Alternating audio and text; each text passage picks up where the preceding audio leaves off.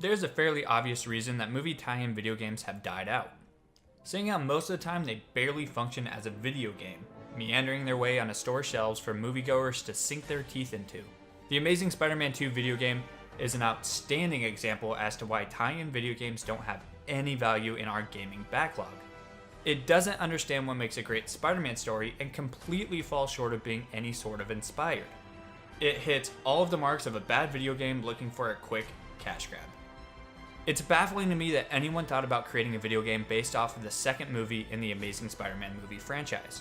Not because it's a bad movie, that's a review I don't plan on getting into. It's baffling because in the age of modern video games, there is no rushing perfection. And this is an example of a short time in the oven along with improper communication causing a stellar franchise to now have a series of games ranked as one of the worst superhero video games of all time. It's clear that the developer Beenox didn't have a lot of time to fine-tune their solid gameplay ideas. If you look at Beenox's lineup, they've been the go-to for Spider-Man games as of late, bringing us games like Shattered Dimensions, Edge of Time, and the first Amazing Spider-Man game, and obviously the second one. You would think by now that they'd have this down, understanding exactly how to make Spider-Man work and how to base a game around him. It's your fourth time making one. How is this not perfect by now? Look, it's not at all their fault. The issue actually lies within the foundation. No matter how good of an attempt they give it, they will never be able to pull off a AAA movie tie-in game. There is never enough time, and with the inability to read the script, they will never know exactly what needs to be in the game to follow the continuity.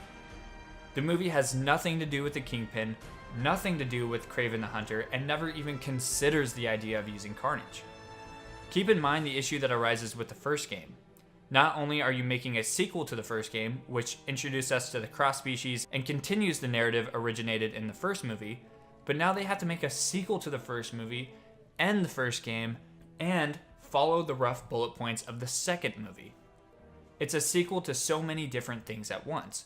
There is no possible way it could balance all of these different story elements, and without knowing the exact story of the second movie, since they almost never get the script ahead of time, it was never likely the Amazing Spider-Man 2 video game would be remotely good. From the start, with the heritage it has, it was set up to fail immediately.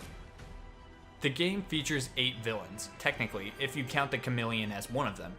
This is clearly too many, especially since only 2 of them really appear in the movie. The first thing I would change is to completely remove any movie tie-ins. That gives them a whole lot more time to make the game, but that's an easy out, so let's just say that isn't an option. So the second thing I would do is remove most of those villains. We don't need the Kingpin, Kraven, Black Cat, Electro, Green Goblin, Carnage, the Chameleon, and the Shocker.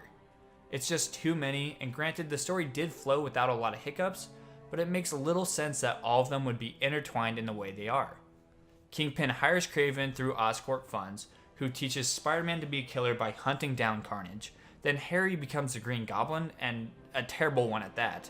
Then Shocker is used as a tutorial boss, while Black Cat and Electro just kind of show up and have no true purpose. All we should really keep is Green Goblin, the Kingpin, and Electro. Even the movie was sort of a mess with Green Goblin and Electro, with the 2 puzzle pieces never really fitting in together. Here is my new revamp of the story using just these characters. Everything plays out like the movie. Electro gains his powers and Harry Osborn needs Spider-Man's blood to stop his family's disease. After being denied the blood, Harry teams up with the Kingpin to create the task force to convince the city that Spider-Man is a menace. Then going as far to convince Electro to become the new superhero of New York City by killing the Spider-Man. Just using these characters will form a tighter dynamic and a better flowing story. It's just a quick snapshot of what happens, and I'm not going to flesh out an entire revamp of this terrible video game, but it gets us headed in the right direction. By using this story, you don't have to create all these different boss battles. You no longer have to put developers on all these extra levels and character designs. There should be no reason why they needed to put all of these different villains in one game.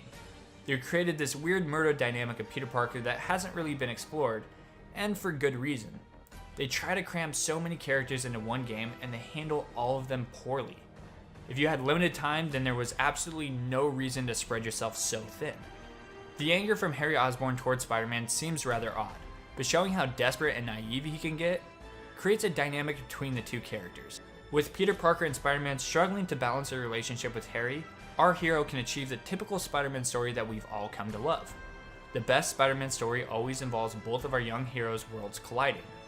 Electro had a mediocre character arc in the movie, but the idea of being a monster with a heart creates another solid dynamic between a villain and Spider-Man.